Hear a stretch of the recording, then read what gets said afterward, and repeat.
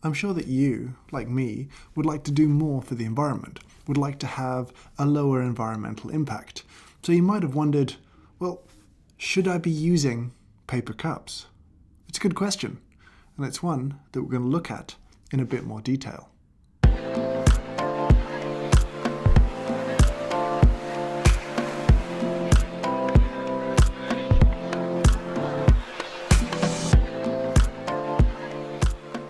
The paper cup has become something of an icon of the coffee industry.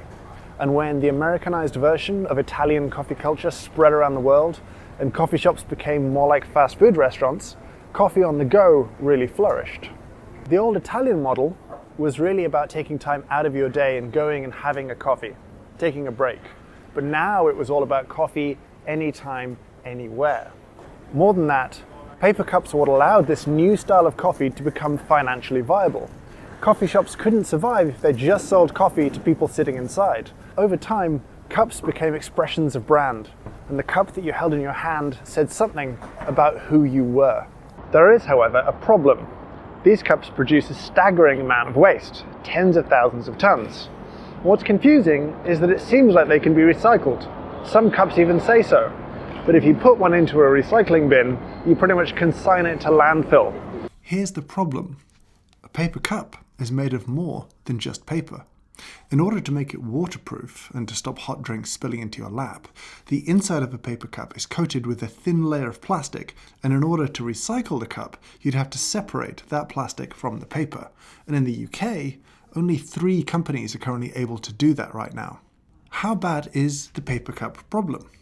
Well, reports say that we use about 2.5 billion paper cups per year, which seems bad, but that is actually only about 0.1% of total UK waste, and only about 0.7% of total UK packaging waste. In some ways not as bad as it looks, but definitely a problem, and these cups are also a very visible problem when they're left unlittered. Now in the UK, the government is proposing what it's calling a latte levy, a 25p charge on any takeaway cups. This is off the back of supermarkets charging for single-use plastic bags. Data from retailers shows that just over 500 million bags were used in the first 6 months after the charge was introduced, a drop of around 90%.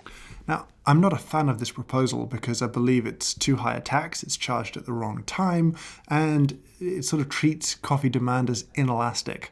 And I think in truth it would have a massive negative impact on coffee shops. So let's look at some alternatives. And the first and most obvious one would be the porcelain cup. Is this better?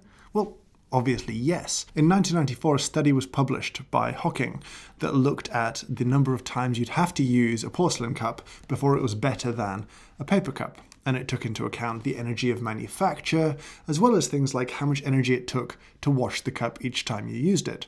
And you'd need to use a cup like this at least 50 times. That number goes up quite a lot depending on how it's washed. If a dishwasher is inefficient or only half full, that number leaps up quite dramatically. In fact, his calculations showed that the energy it took to wash a porcelain cup was almost identical to the energy required to make a styrofoam cup. And then we have reusable cups.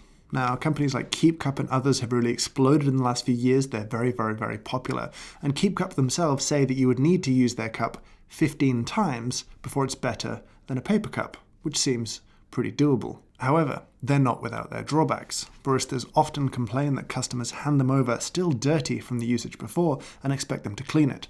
That's not okay. Secondly, it can be a challenge for a coffee shop to fill appropriately a random-sized reusable cup. Sure, some of these are demarcated at 8 or 12 ounces, but some of them may not be. Do you only accept cups if they have accurate volumetric lines on them? How do you fill 8 ounces of liquid in a 10 or 12 or 13 ounce random reusable cup? Annoying little questions for cafe owners to answer. And then we have biodegradables. Now, there's still not a ton of information out there about them. There are, however, a couple of concerns. One, the energy required to manufacture them is much higher. And secondly, they typically require specific pathways of disposal in order to properly break down. Just throwing one into your garden compost won't necessarily mean it'll break down and naturally degrade. So a little bit like paper cups, you need to dispose of them properly in order to have a lower environmental impact. In summary, are paper cups bad? Well, yes, but if all we're going to do is switch our paper cups out for porcelain cups or reusable cups and not make any wider effort in our day-to-day lives, then we're pretty much wasting our time. Maybe it should just be a symbol of a much wider effort that we make in our personal lives. It's a good start, but we've got a lot more to do.